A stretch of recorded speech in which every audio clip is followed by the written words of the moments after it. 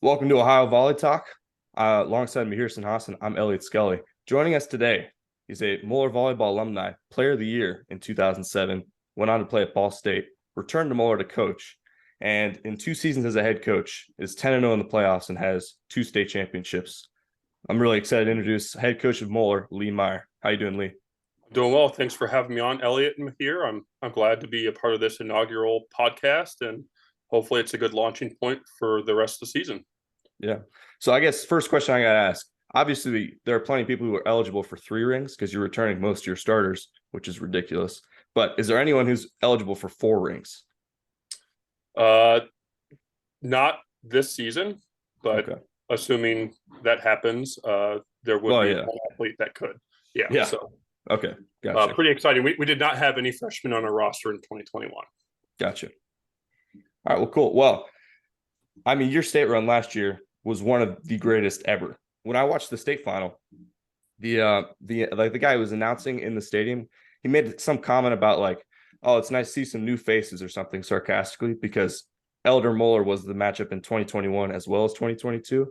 But I don't really think that mindset encapsulated all that went into that run, right? Because I mean, you swept Mason to start out, but then you had a 5-setter against St. X, 5-setter against Walnut Liberty, 5-setter against Beaver Creek, all of them within 2 points at the end.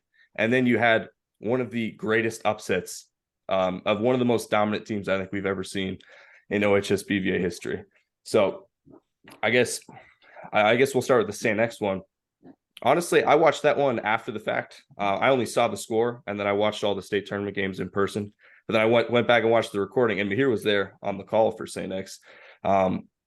You went up 2 sets, and there are some good plays, like Brandon Wong's dig to end the second set. Kept alive.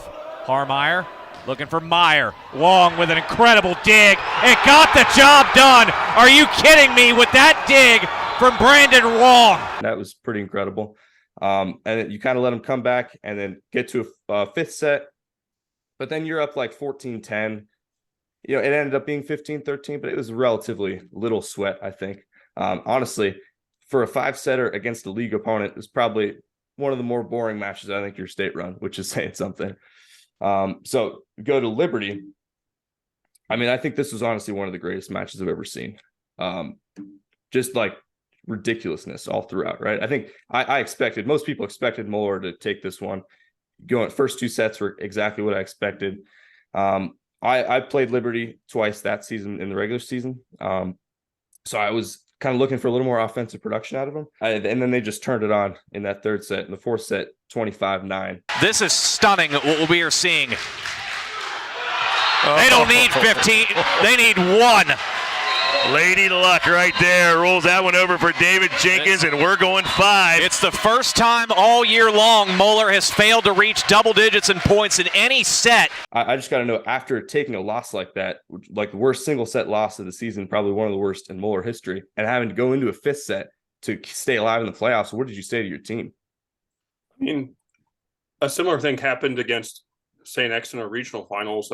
In game 4, at one point, I think we were down 21-6, and I made some substitutions late in that fourth set where, you know, I pulled both my starting outsides out and put some other outsides in just to take some pressure off, try to get some momentum back. And, you know, ultimately our guys played through a whole bunch of adversity last year. And they kind of played with a chip on their shoulder the whole year. Most of the GCL in the South region didn't really expect a lot of Moeller, especially after going 18-6 in our regular season. And, you know, we teach a philosophy at Moeller that is, you just got to be the best at the end of the year. And as long as we're taking steps each and every day to get there, you know, we experienced that against St. X in the regional finals. We had played Olentangy in the Centerville Elite Tournament, and we actually played pretty convincingly there, but you can't take any opponent for granted. They're a good team. They got a great coach. They have a lot of athleticism. I think we were lucky to get away with the first 2 sets the way that we did. And I think Olentangy just came out with, you know, their arms swinging in game 3 and game 4, kind of gave us a reality check. And, you know, the biggest philosophy I have is you just got to play with even composure. you play 5 sets if you got to. So we got there, we, battled up until about, 12-12, and then kind of slowly pulled away to get to a 2-point victory in overtime. So, it could have been anyone's game. Realistically, we just managed to outscore our opponents by 2 points, and we played to live another day, another game, and a lot of that's senior leadership. A lot of that's just having that mindset of, okay, so what? Let's go. It's another game, and it's pretty incredible for those guys to pick up from that hard game 4 and come back and pull out a game 5 victory there. Coach, just looking at some of the in-game tactics in that Liberty matchup, what were some adjustments that you made during the match, and how does it speak to the depth of this team? Oh, I mean, we had a ridiculously young team last year with 2 sophomores playing 6 rotations, 3 juniors in essence playing 6 rotations, and then 2 seniors playing 6 rotations. And both of our seniors were basically just ball control guys, keep the ball in play. And I don't want to say they weren't difference makers. They absolutely were. They just led in a non-traditional way than you would have most senior leadership. And you got to find depth if a guy is struggling. And I give a lot of credit to Jude Lewis, who was another senior, and Jack Dollard for stepping up into positions in that match and other matches throughout the state tournament to be called to do something that they, throughout most of the regular season, had been called to do, and go in and do it with confidence and execute. And it's nice to have depth. That's a privilege we have at Moeller, as we always reach that 15-person roster by the end of this, or by the state run, where we actually have to cut our roster back. And that's hard. It's difficult, but I think we picked the right 15 to move forward with, and we got the job done. Absolutely. I think that was the whole message of Moeller's postseason run, getting the job done. Yeah. What do you think? I mean, it was just such a stark difference. It looked like everything Liberty did was going right, and everything you were doing was going wrong in that 4th set. What do you think they did right? I think they just executed their game plan, and we made more errors than we typically do. And that kind of was a mantra of our team all season long. We lost in 5 tight to Centerville in the regular season at home. We lost to Beaver Creek in 3 by 2 or 3 points in each set.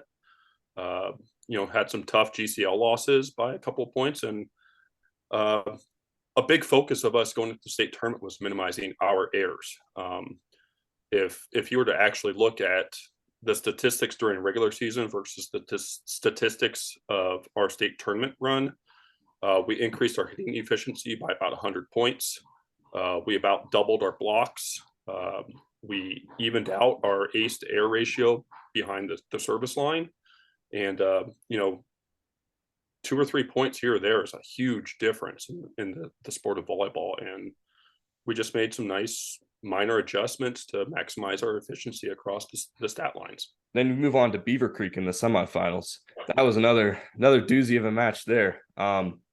Beaver Creek took the 1st set. I think you took the 2nd. Beaver Creek took the 3rd. 4th set, you made a statement, 25-12 win, kind of the opposite of Liberty. Then you go into the 5th set and you get down 13-8. And that's crazy, right? Like, as a coach, you tell players to, hey, scoreboard doesn't matter, just play. But we're also human, right? Looking at a score where it's more likely than not that you're going to lose.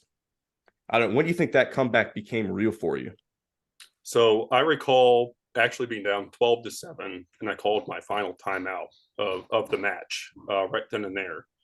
And I had one message to my guys. I said, hey, we might not have been here ever before, but if I was in Vegas right now, I'd put all my money on Moeller High School. And then, I think we won the next point. We were, 8-12, and then Beaver Creek sided out, and they had Culpepper through the front row. And, here I am mentally preparing to, have that discussion in the locker room after the match.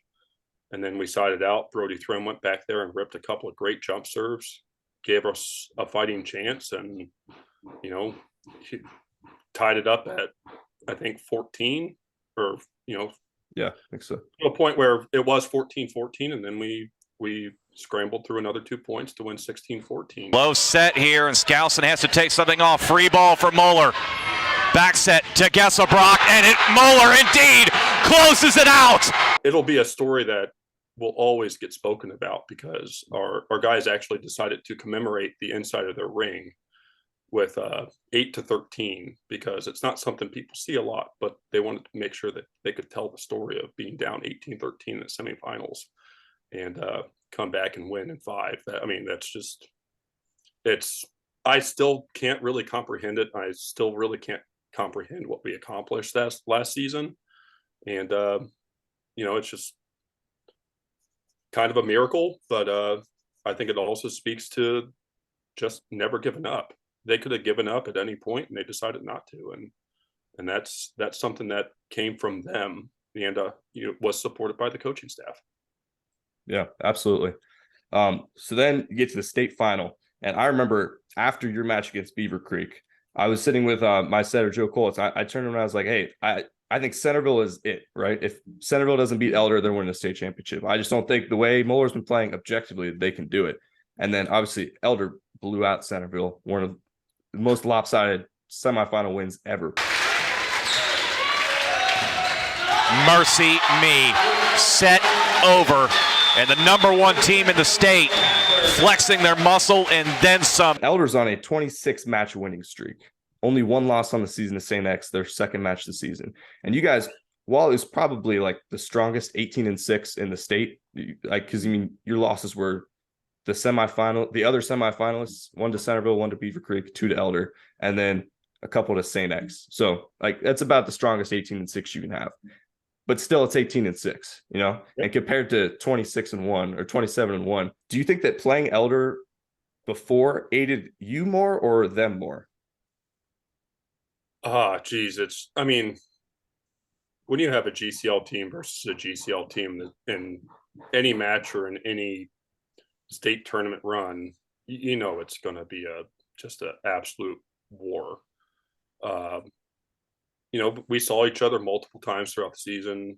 We're really good friends with the Elder coaching staff. I actually think our guys are really good friends with the guys that play for Elder, X and LaSalle. Like it's a brotherhood across a very competitive league.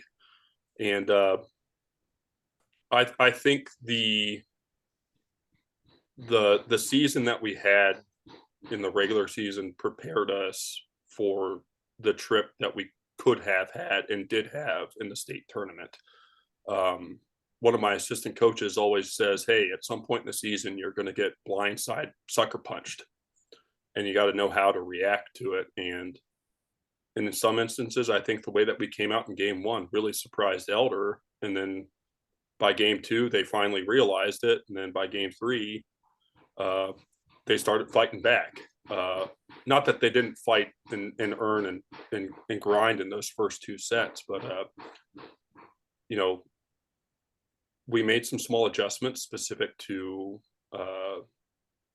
their players and their tendencies, and I don't want to go into all that detail because it's not really that exciting for radio, but just small things here and there, controlling the tempo, forcing them out of system, making their primary hitters be a lot more responsible in serve receive, taking the offensive threat out of Joey Bianco, just ultimately lead to a lot of things that they hadn't seen us do against them in the regular season.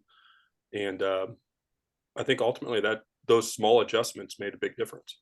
When you look at, of course, you won the state title when you were a player back in 2007. This was your second consecutive title as a coach. What was that feeling like to once again repeat as champs, and that too against an Elder side that a lot of people had favored to win? It's just really humbling, honestly.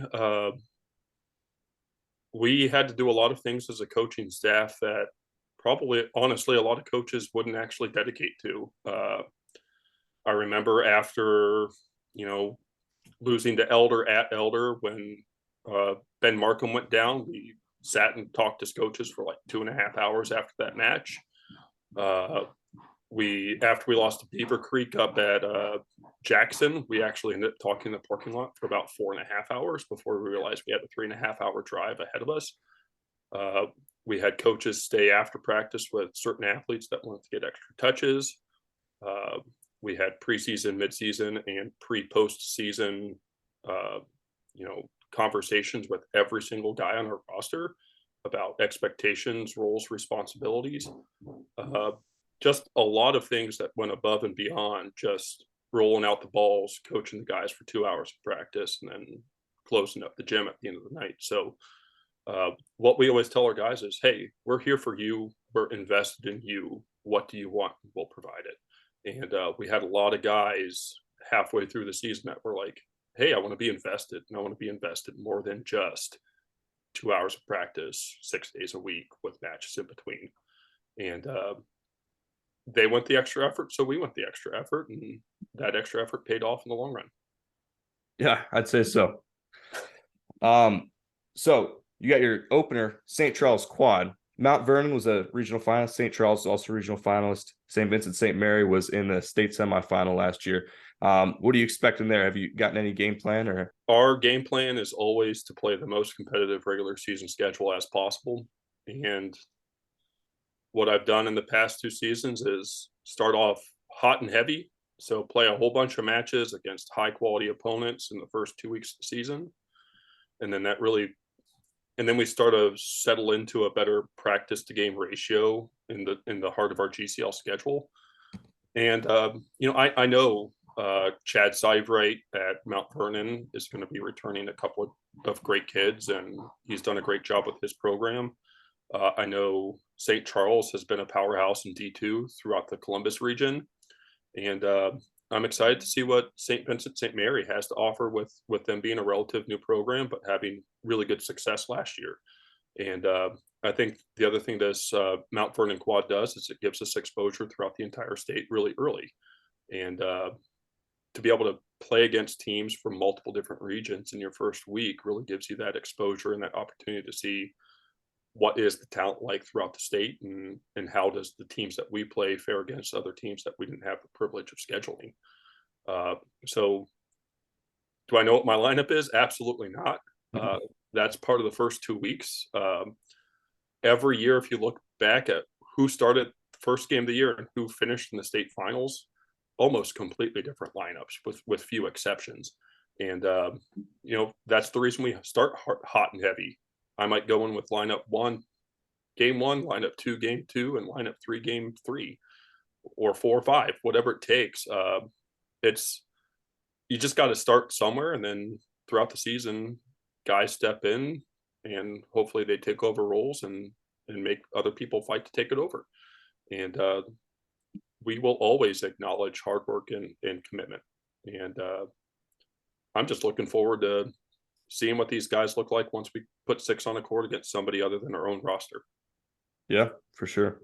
One thing I could add, I think GCL South has to be the best scheduling position you can possibly be in, because if you go 6-0 in the GCL South, you basically are first in the state, and then you're just freed up with a ton of extra space to do whatever you want. Because there are some teams that play 14 league matches; they're limited to that, and then maybe if those league opponents aren't that great, then they have to play other teams in the region to guarantee good seeding. So yeah, I mean, yeah, you have a great position there in the GCL South, have the freedom to schedule a lot of a variety of teams. Yeah, and we've done a great job of having home and away basically unsaid contracts with Fenwick, who's a D2 powerhouse, and Carroll, who's now a D2 powerhouse, and Centerville and Beaver Creek. And I'm trying to have a better connection with some teams out of Columbus. But like you said, when they have 14 league matches and they play in a tri-match, all of a sudden they're 95% booked on their season. Yep. So, and it's also gotten to the point where I reach out to other teams in the South and they just flat out don't want to play us. So it's a unique challenge every season to give my program the best experience in their regular season schedule and the tournaments that we participate in and the tournaments we host.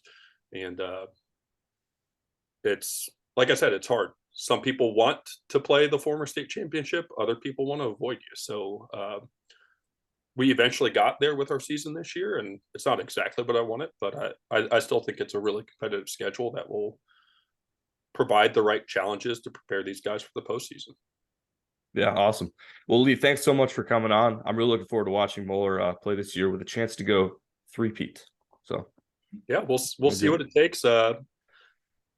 We just want to be fighting for it at the end. So best of luck to all those other teams. And if you want to have me on as a supplemental guest anytime going forward, just let me know. I think this is a great launching point for giving these guys the exposure they deserve. Well, eventually, I'd like to have the last episode be after the state tournament and have the D1 and D2 state champion coaches on. So, okay, maybe there's your goal. The opportunity is there. Yeah. All right. Thank you, guys. All right. That was Lee Meyer. And now we got the segment where Meyer and I are just talking about the teams around the state. So, my name is Elliot. I go to the University of Alabama. I played at Thomas Worthington for 4 years. I played at A Squared for a couple of years. And I play for the club team here at Alabama. I've done a lot of work with podcasts over the last couple of years, mostly about NFL. But I just really, my senior year, I got really into the politics of who's going to win the state championship and all that stuff. And there wasn't really a lot of content out there. So I thought I have the opportunity to do something. I might as well do it. And I'm a freshman here at Arizona State. I mainly am more on the broadcasting side of things. My 4 years at St. Xavier High School, I was a voice for ESPX. 2 of those years, I was the voice for the varsity volley bombers there at 600 North Bend Road. And right now at ASU, I'm working for the student radio station Blaze Radio. And I'm also having my own podcast about Ohio sports teams called Buckeye Sports Breakdown. You can check out my YouTube page to find out more. Shameless plug. We'll tag them in the description. All right, so we're going to recap all the scrimmages that have been going on so far. Keep in mind, we're filming this on Friday, March 3rd. So if you've played after this and it's airing March 10th, then sorry, we'll get to you at some point. So first of all, we had the Wittenberg Tournament, which was in July of the past year. That one, I'll throw up a graphic. I took a picture of the pool play results when I was there. I was with Thomas Worthington on the bench, so I didn't see everything. But the semifinalists for the gold bracket, I think it was Kilbourne and DeSales, and then Jerome and Berlin. So Berlin didn't drop a set until the final, so they beat out Jerome. DeSales didn't lose a set the whole time, won the whole thing. Kilbourne played DeSales really close. It was like 25-23 or 22 the first set, and then they got blown out the second set. I think their big weakness this year is going to be lack of strong middles. They had a couple guys who were 6'6" plus graduate. But they do return Will Hazlitt, who's first team All-State as a junior, and they'll be a force this year for sure. So I guess first up, we had the Jerome and DeSales scrimmage. And keep in mind, we're also mainly working off scrimmages we can watch. So obviously, we're both out of state. We can't go to matches. So we use NFHS or if any schools that broadcast matches. That's a big thing. And then social media and Max Prep, so we can look up stuff there. I was a little bit disappointed with DeSales from watching this. Because as I said, they didn't drop a set in the Wittenberg tournament. They're probably the favorite to win in D2, the state championship this year. Jerome lost their setter, Kai Van Borgendien. He was a junior last year, led him to a state quarterfinal finish.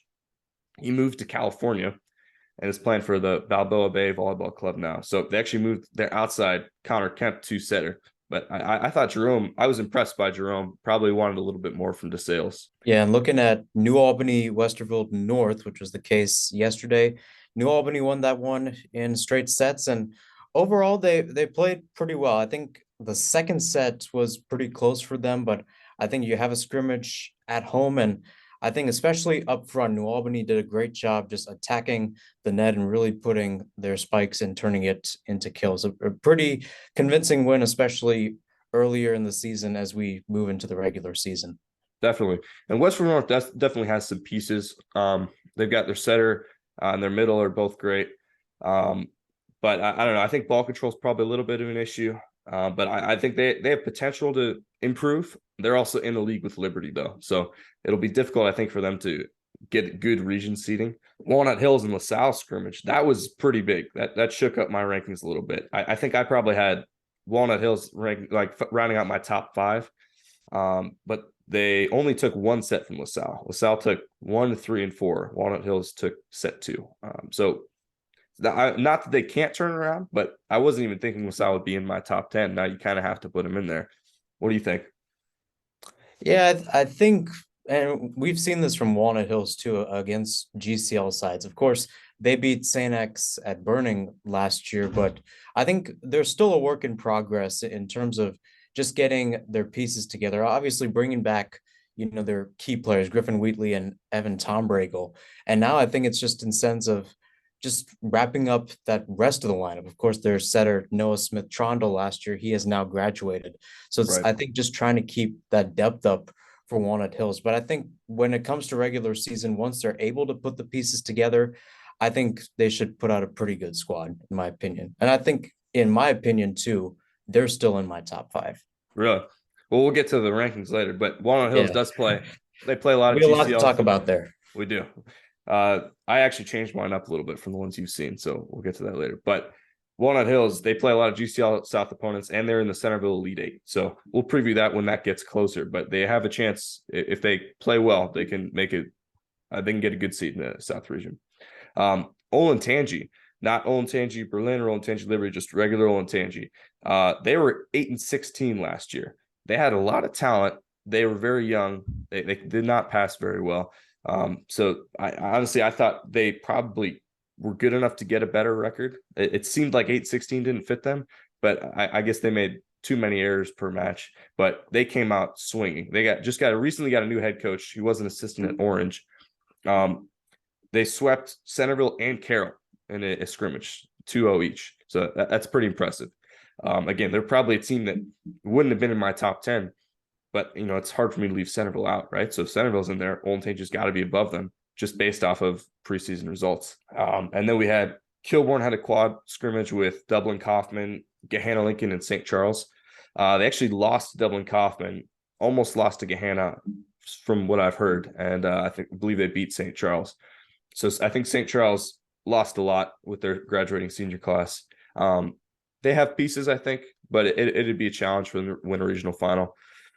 But Kilbourne is really what surprised me. I thought they would be better than that because I know Olentangy Berlin played Kaufman and it wasn't much of a challenge for them. So it's possible that Kilbourne does not fare so well in OCC Cardinal this year. We're getting to rankings here. A little bit different for sure across the board there.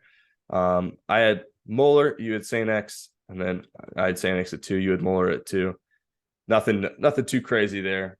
I don't know. I guess why don't you explain your rankings? Take us through it. Yeah, I had to take St. X over Moeller, mainly because, and this is a little bit of bias on my part, but also not, is the fact that this incoming junior class for St. X, they played so well at the JVB and the JV level. A lot of these guys have never lost. And when they were on JVB, they did not drop a set at all a couple of years ago. And credit to Moeller, and we heard from Lee Meyer earlier about how they're going to be returning a lot of those key players from the state run. In my opinion, the only key piece they'll be missing was Brandon Wong, their libero, but they've got guys in the back from that JV squad from last year. A few that come to mind are like Josh Molina and Colin Yachts for Moeller. But I think for me, I think I just have to put St. X in terms from what I've seen from the JVB level to JV. And now that team is playing as juniors with the senior squad that, in my opinion, last year was better than the class of 2022. I think if there's any year that St. X is going to win the title, it's this year because they have such a stacked and versatile group of players. Yeah, absolutely. And yeah, I don't disagree. I don't think anyone in the state really who follows it doesn't have Moeller and St. X at 1 and 2. Just the order of that is the difference there. I think for me, when you win a state championship and you return most of your squad, you got to be number 1. So, but I definitely hear your argument for why St. X deserves to be there. I guess Elder is a big disparity in ours. I don't know. Is maybe I just generally don't like putting teams high because of legacy. Obviously, Elder has an incredible legacy, and it's possible they can prove me wrong. Sean Tierney is a great coach. They got a great staff there, but they graduated a lot. And I think I got to see it to believe it because just about every one of their starters is gone. I got to agree with you, but I think what we've seen, I kind of have to disagree on the legacy part too. What we've seen from the past few years is that for some stakes, the state does run through the GCL, and I think despite Elder almost being in a rebuilding year per se from that stat group from last year, I think they'll still be in the running. They'll still make things interesting when it comes to those GCL games, and especially in the playoffs. How they'll fare against teams like Liberty, Ignatius, those expected to win the other regions, of course, we'll have to find out when we get to tournaments like the Centerville Elite. But I think right now, the GCL runs, or pardon me, Ohio runs through the GCL, in my opinion. Yeah, I mean, historically, you're definitely not wrong. I think we're starting to see some more parity, though, for sure. Speaking of which, we got Olentangy Liberty at number 4. Both of us had that. Yeah, that's kind of a no-brainer. They're definitely the best team in the Central region coming into the season. When you got Caden Whiteside, best player at A squared, not even close, and he's a junior. That's pretty good. You know, they return their setter, they return their libero, turn their right side, Ryan Severson. They'll be good. Liberty will still be a very good team. I had St. Ignatius at number 3. You had him at 8. I have not seen them play since last year. We don't have any data on scrimmages, but Coach Dom was telling me that he thinks they're, in the running to win a state championship for sure. So I'm going off his word there and putting him at number 3. St. Edward, again, that's another one. I haven't seen him play. I'm going off of kind of just a gut feeling about who they return. They got Jacob Estevez coming back. He's a great middle. They got him at number 5. You had Walnut Hills at number 5. So you keep that in there after the LaSalle scrimmage? I might drop them down to, I mean, knowing who's behind them, when you got Centerville and Beaver Creek, maybe you drop them down to a 7. But then again, it's a scrimmage. It's early in the season. Obviously, I know Centerville and Carroll both lost to regular Olentangy. You have them at number 7, but I do. I think I didn't before that, just to be clear. I wasn't thinking about it for top 10, but when you beat a team like Centerville in straight sets, you got to put them in there. and that's true, and I think it's sometimes we see some things in a scrimmage where some teams are just not at full percent. They're mixing things around, and I think maybe Walnut Hills had it in the bag, but at the same time, they also don't have that much depth compared to some of those GCL South teams and other teams that tend to top their region. So I think after that result to LaSalle, which honestly I'm not that surprised by the result, but knowing who's behind them, I'd maybe drop them to a 6 or 7. You had Hudson and Jerome and Beaver Creek. I didn't have them in my top 10 at all. It's possible I'm sleeping on Hudson. I don't know. I don't know enough about them really to put them in my top 10. But they obviously were a quarterfinalist last year. Jerome, Berlin, a lot of the Mount Vernon, maybe even Thomas Worthington. A lot of these teams that they could break into the top 10, but there's nothing I've seen so far. Olentangy scrimmaged very competitively and won. Olentangy Berlin, they played a couple lower opponents. They took care of business, but I got to wait a little bit, before I can put them in my top 10 because they haven't really played anyone yet.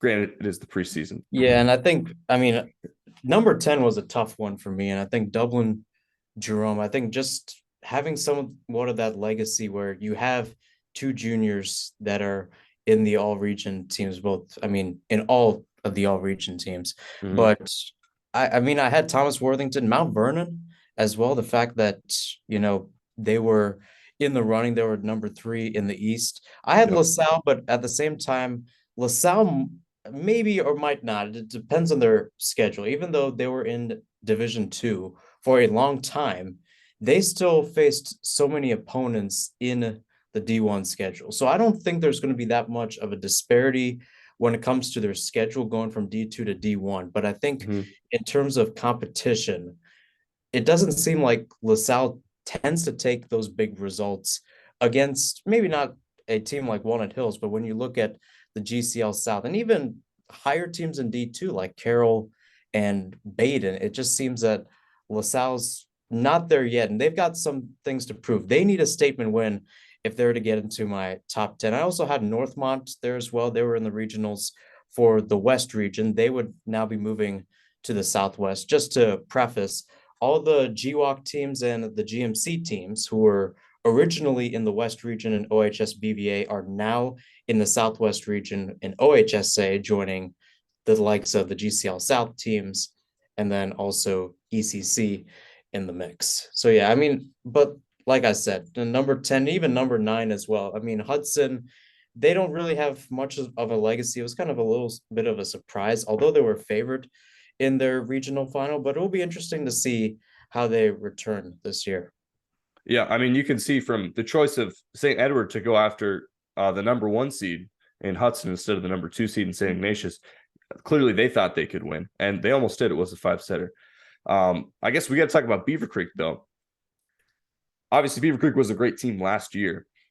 Wittenberg Tournament, though, they got swept by Berlin. So I don't know if I have a whole lot of faith in them to break my top 10. Yeah, and I think, when you have that many players, I mean, like Josh Culpepper and the way he played against Moeller as well, where he was spearheading that offense and really made that game interesting down the stretch. But I think when it comes to Beaver Creek, it comes to the idea of how competitive is the GWAC. And I think, in my opinion, Centerville, even though being swept and just routed by Elder in that semifinal, they still control the GWAC, in my opinion. They've controlled it for the past few years now, and over the past few years, it's always been those two, Centerville and I think Beaver Creek. So for me, Beaver Creek putting it in is not necessarily what they do out of conference; it's what they do in conference, and it will be interesting to see how the GWAC stacks up against guys like Centerville.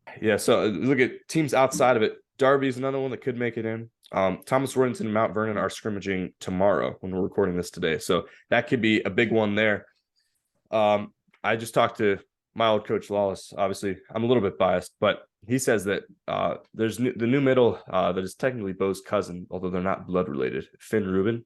He's already rivaling Bo's play from last year. Bo is an offensive weapon, and that's a pretty hefty compliment for Lawless to give out. So we'll see a lot. Saturday we'll be telling for East Region standings. All right, so got 4 regions. Obviously, the South and West combined into Southwest. The East became the Central region, and I believe the North stayed North. The one thing I'm not super clear on for the playoffs, I know that one's coming from the Southwest, one's coming from the Central, one's coming from the North. I'm not sure where the 4th team is coming from. That's something I've talked with coaches about, and I haven't gotten a straight answer on. So I don't know if there's limited information out of that, but for now, let's just talk about those 3 teams, those 3 regions. In D1, who do you got? Who's coming out? In each region, I mean, Southwest. Southwest. It is 1 team per region now. That is an important change. So Yeah, and that's big, especially with the Southwest. But I still got to go with my number 1 pick in the state. I think St. X has that depth, and it's going to be interesting. And I think just knowing that from Coach Ferris, the idea of not making state the past 2 years, getting out in a 5-setter, Elder 2 years ago, Moeller last year, I think they're going to show up and show out. I think when it comes to the Central, formerly the East, I think Olentangy Liberty is back in there. They played a good game. They're returning a lot of those key guys that were in the all-region teams from last year. I think they're back in the running, and I think when you look at the Northeast, a little more nuanced, but I have to take Coach Dom's offer and put St. Ignatius there. Yep, I pretty much agree with you. I'd take Moeller over St. X, but Liberty and Ignatius have got to do it for me. They're the favorites for a reason, right? Mm-hmm. It's possible they get upset. It's possible in 2 weeks these takes look ridiculous because of how some teams are playing. But teams that have all the guys in their program pretty much playing high-level club volleyball and can return guys to positions and fill the depth, right? I mean, Liberty lost a lot last year, but I can pretty much name in my head all the guys that are going to fill their spaces. So, yeah, I think all 4 of those teams that we've outlined definitely have great shots at making it. All right, so taking a look now at D2, what do you got there? D2 is a little bit interesting. I think the question with D2 is, is it Baden or Carroll? Obviously, Carroll has a chance maybe to get to that area, and I think I'm still undecided on it because Baden, the question is with Anitra Brockman leaving and the fact that Eli Halverson has graduated, do they still keep up that offense? And are they still the perennial powerhouse in the Southwest? And I think my answer is I don't think so.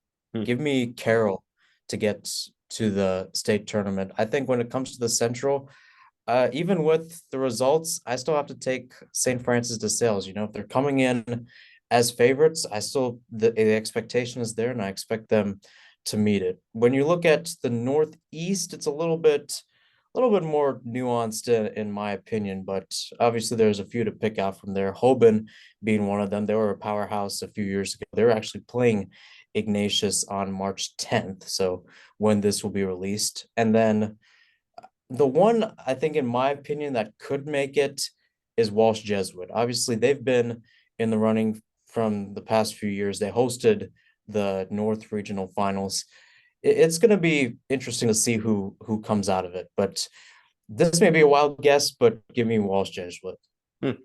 Yeah, fair enough. Speaking of the Southwest, I think Carroll lost. I don't know if you know this. I recently learned this actually too, reaching out to guests. Tim O'Brien stepped down as head coach. I would guess due to he just had a baby. But he's staying on as an assistant, so we'll have him on later in the show. But yeah, Carroll lost a lot too. I think they returned Reese Monnin, and that'll be big. He's first team All-Stater, heck of a middle. Baden lost Halverson, but they returned their setter, and I think they keep JJ even, or whoever their OH2 is. So they have a few on there, and then Patrick Ray, their middle, right, is also he's still there. He's committed to play college ball somewhere. I think I saw Yeah. that. I would say Baden for me is who I've got coming out of there. For the Central region, you probably don't know this as well, but all of the D2 competition got moved up to D1 except for DeSales. I mean, it was ridiculous because it was Berlin, Olentangy, and Kilbourne pretty much all OCC Cardinal teams got moved to D1. St. Charles graduated a lot. I don't see them really being a threat. So, I mean, if DeSales doesn't come out of the region, it's a travesty, right? Like, Lee Meyer was talking about Vegas. It's probably DeSales minus 10,000 right now. I mean, we might see DeSales and Licking Heights in a regional final. That's probably what it is. But DeSales, there's no way that they don't come out of that region. And then in the North, for me, I like the Fighting Irish to return. Well, also Logan Jennings, the coach of that one, coach of that team, we'll have him on later too. I think they had a young squad last year, but I think they can return and do some damage in the North. To close it out, who are some teams you think will surprise people and make a statement this year? Well, I mean, the one thing for me is just the amount of teams that are starting off their inaugural season this year. I think, yeah, there's not really one team in particular that I'm like pinpointing and saying, well, I don't know if they're going to make it. Olentangy is one that really sticks to mind, especially after the results yesterday by beating Centerville and Carroll in a scrimmage. Can you take it from there? Obviously, it's still the preseason, it's still early on, and in ways it doesn't matter, but at the same time, it does matter. And I think to your point where the Central, a lot of these D2 Central teams are now making the move up to D1. I think if Olentangy can at least prove that they're better than them and give guys like Liberty and Orange a run in Berlin, I mean, the other Olentangy schools a run for their money, I think they should be in the running for something pretty special overall. Yeah, absolutely. It's funny though, because 2 years ago, Olentangy was a state runner-up, and then I guess they lost a lot, but they just collapsed last year. But I do agree with you. I think they're going to come out and make a statement win. Berlin's one. All their guys believe that they can make a state championship run for sure. I think Westerville North and New Albany are both teams that are probably not in the running for a state championship, but are definitely going to make some noise in the East region, Central region, and go from being teams that are kind of free wins to really, making their mark as solid teams in the region. LaSalle for sure too. I think LaSalle was kind of they've kind of always been the easy win of the GCL South, quote unquote. But I think they can really, they took Moeller to 5 last year in one of their matches. So I think they can really come out, and Hosfeld's doing some great stuff over there at outside hitter. That said, thank you for watching Ohio VolleyTalk. This has been Meyer and I, and we will see you next week.